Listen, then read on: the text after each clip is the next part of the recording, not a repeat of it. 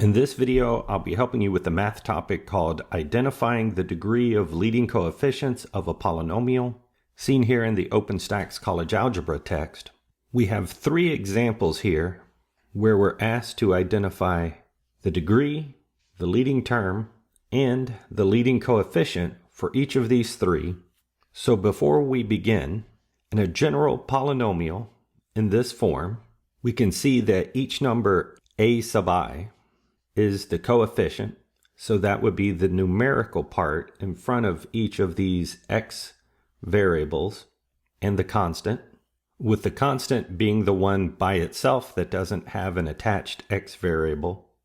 And we're told that a term of the polynomial is each of these pieces separated by addition or subtraction. These are each terms for the polynomial. And we see that the highest power of the variable that occurs in the polynomial here, x, is called the degree. So in this example, we assume here that x to the nth power is the highest power, so n would be the degree.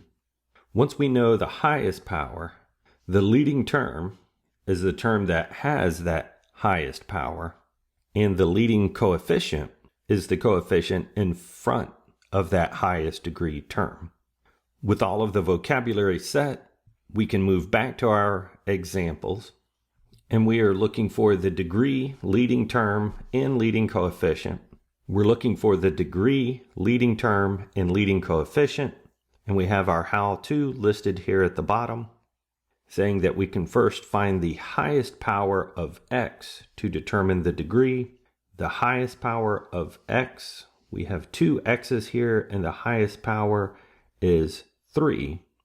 So this polynomial has a degree 3. Our second step here, to identify the leading term, we're told to identify the term containing the highest power. And so containing the highest power would be the entire term. And since the generic form for a polynomial has everything separated by addition, I would consider this a negative leading term. So negative 4x to the third would be the leading term. And then lastly, the leading coefficient, we're told, is the coefficient of the leading term. So the coefficient is that negative 4, which is the numerical part of the leading term. So negative 4 is the leading coefficient. Moving to B, this example is in descending order. So the highest power is 5. That's the degree of this polynomial, our 5. The leading term is the term that contains the highest degree.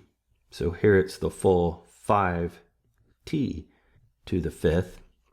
And then the leading coefficient is the coefficient of that leading term, which is just the 5 out in front.